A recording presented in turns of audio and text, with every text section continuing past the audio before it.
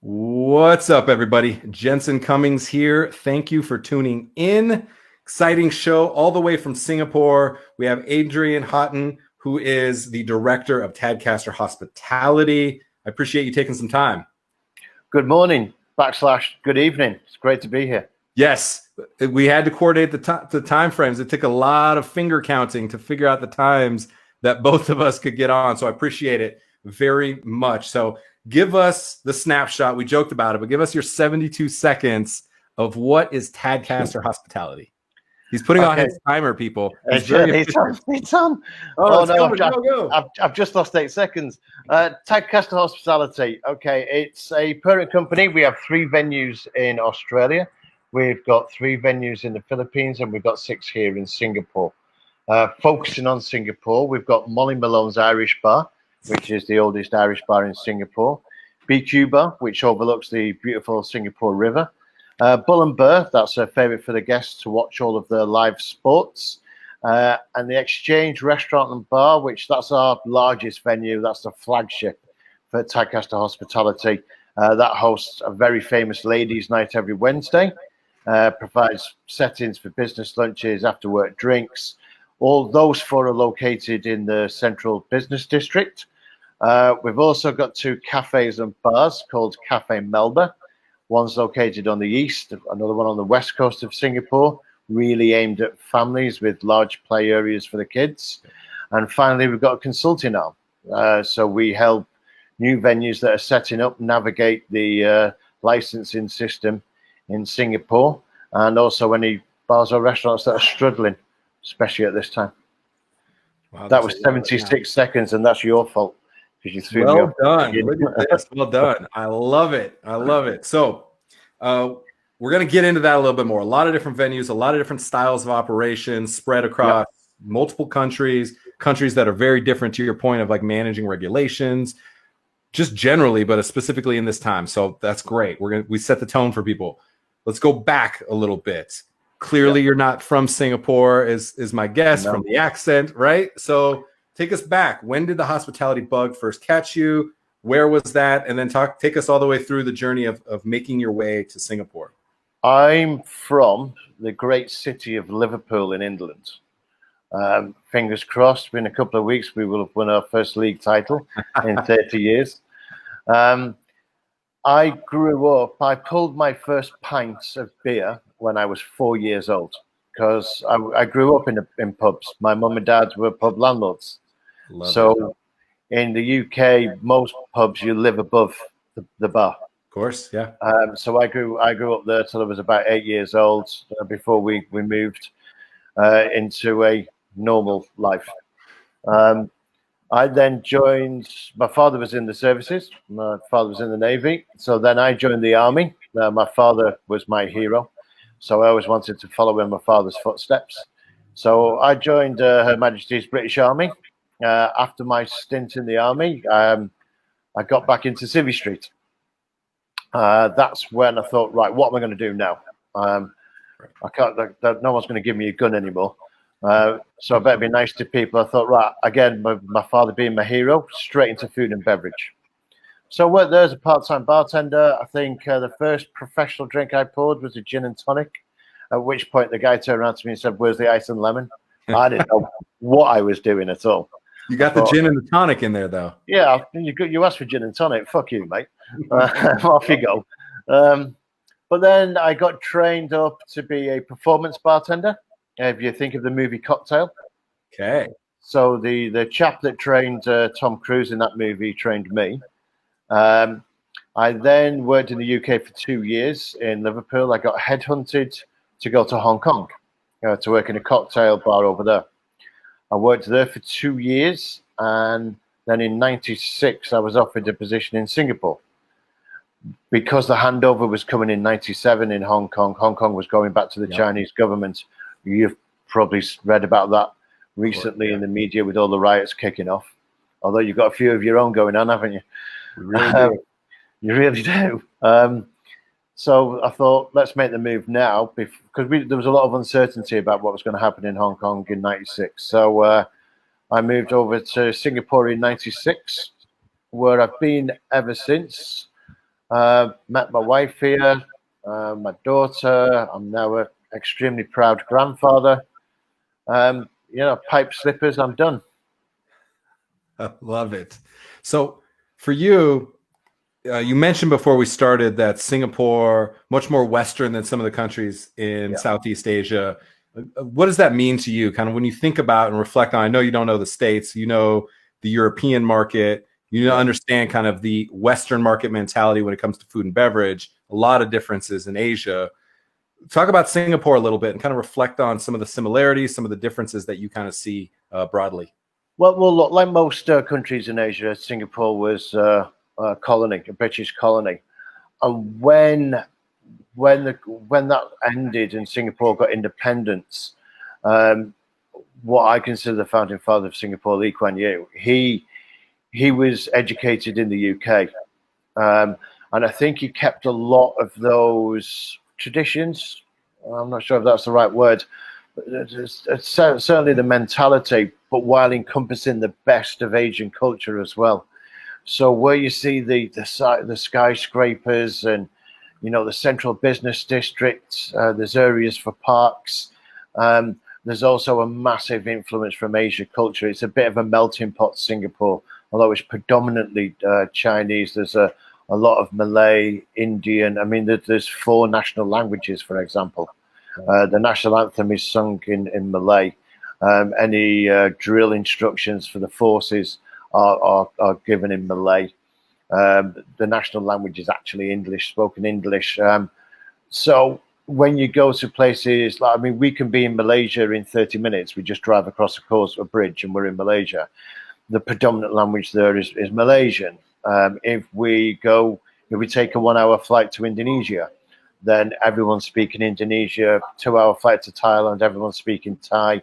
So I think it's easy to do a lot more international business over here. Certainly as a young lad from Liverpool coming over to Singapore, I think Asia for beginners is the best way to sum up Singapore. Gotcha, because it's also been described as Disneyland with the death sentence. Yeah. I absolutely love it. So there's also a very different style of government there. Talk about that potentially, as far as, especially in this moment, I'm very interested in the way that the government is handling this situation specifically. Do you feel like it's advantageous in comparison for restaurants? Is it a disadvantage? Kind of play that out for us a little bit.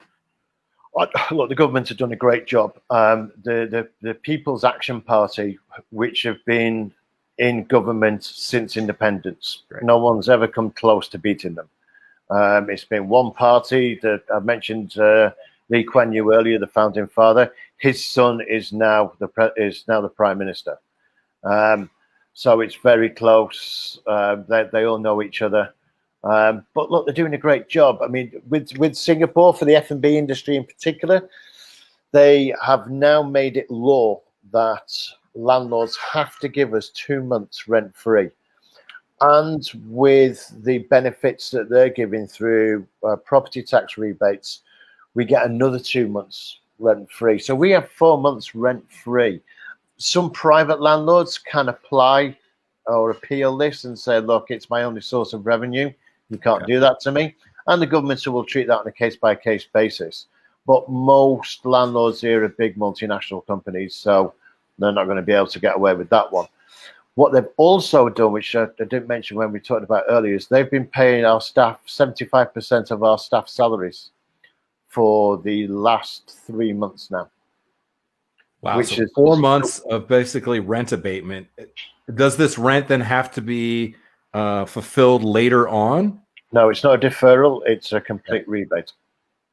Wow, that is unbelievable. And so we have something similar with the debacle of PPP, and they've done multiple iterations of it now, the Paycheck Protection Plan, where restaurants are actually taking in a loan that then can be forgiven, unclearly how, and you have to pay 75% of wages back to 75% of your full-time employment rate, which has been kind of clumsy. Your way seems a little bit simpler and much easier for the restaurants. Yeah, look, I consider myself quite a positive person as well. There's things they've got wrong. We have a large contingent of foreign workers here that help clean our estates, build the roads, build all these skyscrapers, and they fell through the crack at the beginning. So if you see our COVID cases, 99% have come from the dormitories that these guys live in. The local rate is low. I think we had 3 cases yesterday in the local community. So they could have handled that better. People like performing artists have fallen through the cracks. Quite a few friends of mine are singers. So even though we can open again on Friday, which I'm sure we'll talk about in a moment, hallelujah for that, I can't show any live sports and I can't have any live music. Damn. So all of those singers and band members, they've still got no income. So there's a few people that have fallen through the cracks, but on the whole, the government have done a fantastic job. Good. I'm glad to hear it. Yeah, I know some artists as well, and some performers and that industry and large scale events, which we've done quite a few and know a lot of people in that space. Those will be the last to come back, which is a huge challenge because, you know, those event organizations, those artists live paycheck to paycheck, just like people in restaurants, just like restaurants themselves clearly are. You can see a lot of that now where restaurants just don't have a lot of money in the bank.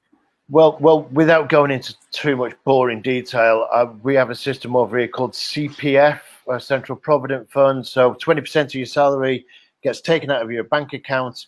We add another 17%, so 37% goes into this special bank account, and you can use that to pay your mortgage or for pay your medical bills. It's an enforced savings account from the government. Okay, that's why 86% of Singaporeans own their own home, because they can pay the mortgage. But people like musicians especially tend not to pay this CPF. So if you've lost your job, the government are also is by no means a benefit state in Singapore. It's just not. But the government have recognized there's problems here. So if you're paying CPF and you can show that you've lost your job through 0 CPF contributions, the government will give you cash payouts. Again, musicians don't get that. Yeah, because they never pay CPF because they're on a contract. Understood. Let's get into, you mentioned restaurants reopening, and let's talk about what. Yes. It's been. I'm going to get awfully drunk on Friday. I love it. It's been a very interesting and polarizing time here. A lot of things happening where people are just excited to open up. A lot of challenges of navigating the different stipulations and restrictions and expectations, and not knowing exactly how to interact. There is a little bit of awkwardness because it is a different scenario than we're used to. So that's playing out. Let's talk about it in that context. What's kind of happening? What's the expectation? How are you kind of thinking about that company-wide? Okay, so from Friday we can reopen. We have to close at 10:30 p.m., which is earlier than we would normally close. Right. How late do you have venues open till? Well, some of the restaurants, like the cafes I mentioned earlier, they close at 10 p.m., so no drama there. But places like BQ Bar, it's a high energy party bar that doesn't normally close till 3 a.m. So we're losing a lot of hours you're missing out on. We are losing a lot of hours, but we'll just make sure that the punters are drinking faster. We can have 5 people to a table. Okay. The tables have to be a meter apart. Well, on average in F&B, you're normally getting 4 people to a table. That's your most common booking. A meter apart. Well, most of our tables are a meter apart, so we're not losing that much space. In Australia, it was different. The venues there, you could only have 20 people in a certain area. They could only stay for 2 hours, although that's being softened down now. The bars in the Philippines were due to reopen, but they've had another spike in cases, so they've just slapped it all back down again in Cebu in the Philippines. There's massive districts all over Philippines, and I'm sure everyone will be different, but I'm just referring to where our venues are in Cebu. We can't have any buffet lines, which makes sense. We sell full bottles of spirits over here on the table. I don't know if can you do that in the States? A bottle service you don't see unless you're more of the nightclub setting. Okay, it's a big thing in Singapore. Yeah. You sit down at a bar at 5 p.m., you're getting a bottle of vodka. I mean, quite frankly, on Friday it'll be happening at 12 noon. But normally we'd put a decanter of the mixers in there. So now we're going to be serving individual cans. Gotcha. Any condiments that we serve won't be served in bottles. They have to be served in ramekins. There's a QR code that you scan before you enter the venue. We have a tracing app that we can download on our phones. It's called Trace Together. I'm not sure if you can see that. Trace Together? Trace Together. Can you see that? I don't know if you can see it. Anyway, not really, but we'll get it tagged up. Put a link if you can be put bothered. a link down there. Yeah. There you go. You'll probably forget. It's okay. That's why I have Sophie. She'll take all this and she'll put quotes together and make us sound smart, and then all the links, so we don't have to worry about that. So I'm thinking Sophie's the brains of this operation, right? 100%. Yes. Fair enough. So they have to activate the Trace Together app. We have temperature checks for the staff that we have to record. Lots of safety measures in place because we don't want to go. We didn't have a shutdown in Singapore. They called it a circuit break. So, for example, while the bars were closed, I could still go to the supermarket and buy a carton of milk. So phase one, they opened businesses, they opened. Public transport was always open, but instead of every other seat being blocked off, you can now sit next to each other. I don't know why, but it doesn't make sense to me, but I'm not a politician. But then phase two is the bars opening, and probably 90% of businesses reopening in Singapore. We don't want to go back to phase one. No. If we go back to phase one, the bars are closed again. So it's in our own interest to politely inform the guests that, look, stop going over to your mate's table and speaking to him and going back to your own table. That's not allowed to be done.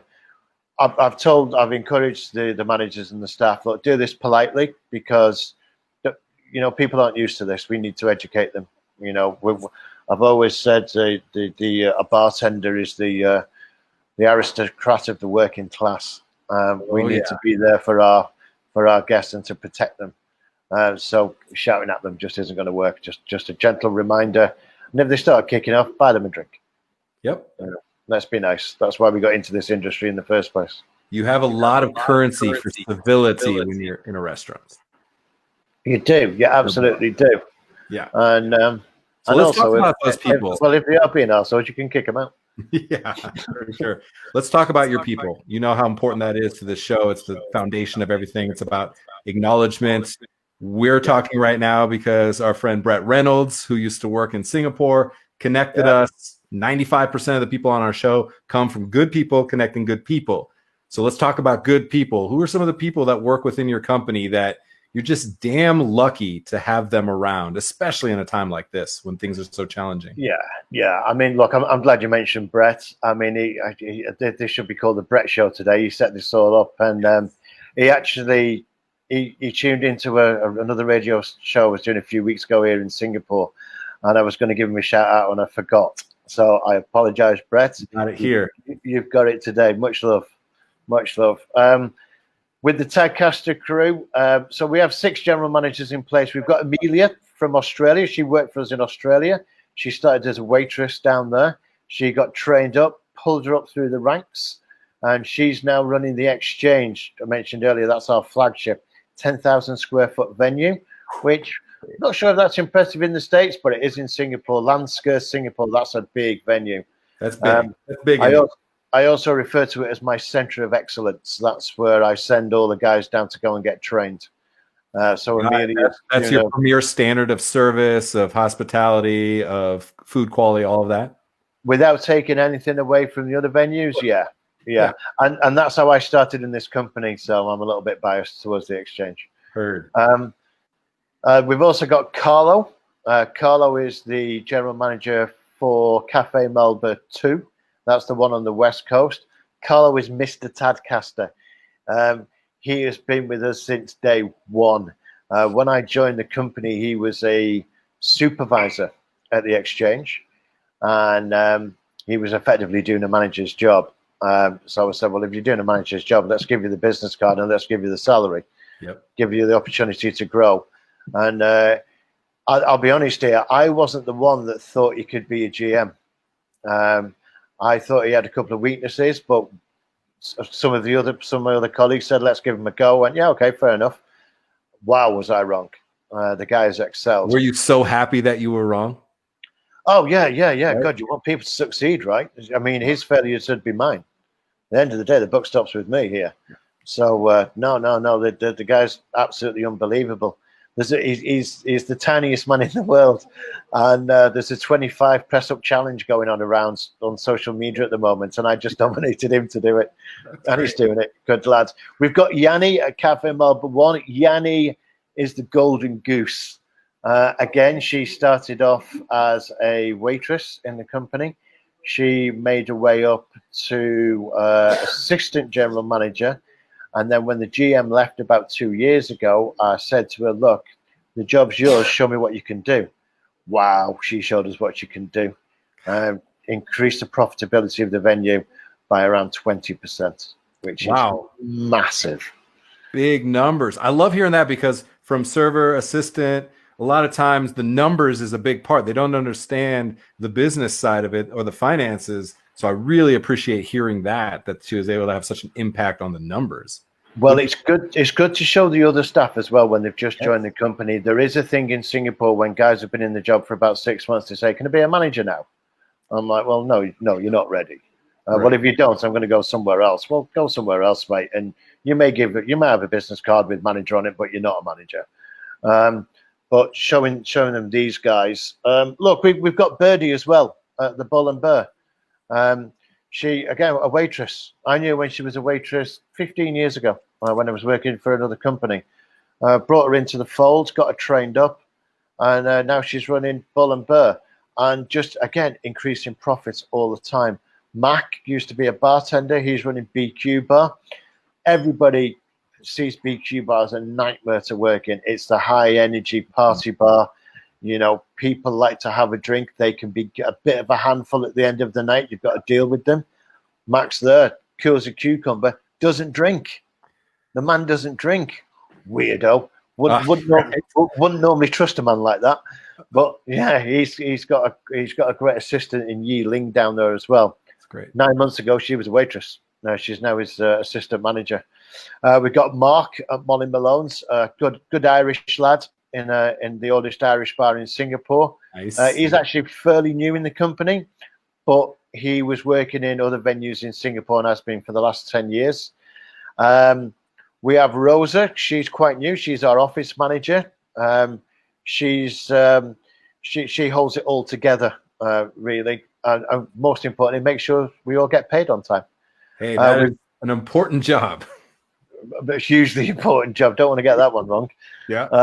And then we've got Wheelin, who runs the marketing and business development departments, supported by Belle and Jiggy. Belle does our social media. Jiggy does the graphic design. Again, Jiggy fairly new with us. She only started about 5 months ago. And that brings me to my partner in crime, the other director of Tadcaster Hospitality, Casey. Casey is a legend. He's a little bald Kiwi fella.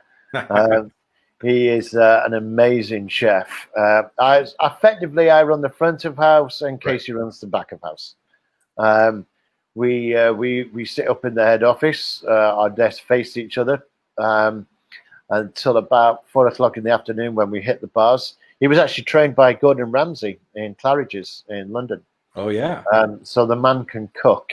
Great skills, great personality. We bounce off each other very, very well. And I think with those two different cultures, the Kiwi culture and the British culture, it gives us a different insight. And, we feel free to disagree with each other without getting into an argument. We always end up sat around a bucket of beer at the end of the day. That's great. I love that camaraderie. So important. Now, spending some time in London, formative years, who's his football club? Casey's. Yeah. Actually, he doesn't like the game. He's a rugby man. He's a Kiwi, right? They don't follow the round game. So rugby then, huh? Yeah, massive into his rugby. He's All Blacks through and through. Sure. I thought, now, hang on, I better not. Is it the Highlanders or the Chiefs that he supports? Oh, I don't know which one. I'm Don't going to get it get a wrong. lot of. I'm going to get a lot of shit for that on Friday. Yep. I wanted to potentially get you into hot water, create some drama right now, because I mean, if all of a sudden he's a Chelsea fan, I could see that becoming a thing. Or I don't care. rugby, I'm England Liverpool versus through All and through. Blacks is definitely a rivalry as well. So let's talk about My boss, football. hang on, my boss, the owner. Yeah. So he's from Tadcaster in Leeds. So he's a massive Leeds fan. Now they may be promoted into our league next season. And I actually said to him yesterday, "That's great. That's 3 easy points for Liverpool." I love it. But that's where the name of the company came from, Tadcaster. And Tadcaster in Leeds is very famous for for craft beer, real ales. Yep. Well, we're nothing to do with those companies, but that's where the name came from. Understood. I'm very interested, and sports is a great reference to it. You very much have, it seems like a strong like farm system or a D league, or kind of, you're bringing up a lot of people from very entry level as a waitress, as a bartender, and working them all the way up into GM levels in multiple countries. Talk about the importance of that. I'm very fascinated in that versus just trying to hire those hired guns and bringing in just assassins to run the company, versus really cultivating people and having that become the bedrock of hospitality internally. Talk about that dynamic as we kind of, I'd say let's wrap with that. What are your thoughts on how you kind of develop people? I think it stems from the training systems that we have in place. Not sharing information is terrible management. I think a lot of managers think, oh, if I show them how to do that, if they do it better than me, I'm going to lose my job. That's a crazy thing to think. Yes. Training people, if I see somebody training somebody else, those people just go up in my estimation. So because we have a culture of training throughout the company, they get to learn about the job. I don't give people the position and then train them. We train them and then we give them the position. When the colleagues see them promoted from within as well, they can say, well, I can do that. Yes. I'm going to show them how I can do that. I did it when I joined the company. I was the general manager of the exchange when I joined Tadcaster. I'm now the director. I've been with the company 10 years now, and I saw the guy that was the group operations director, and I thought, I can do that job. I didn't say I wanted his job because I don't want anybody else to look bad around me. I want to shine, not them look shit. And eventually he moved on to go into property. I think as he had a young family. So I got offered his role, and then the director of the company left 3 years ago.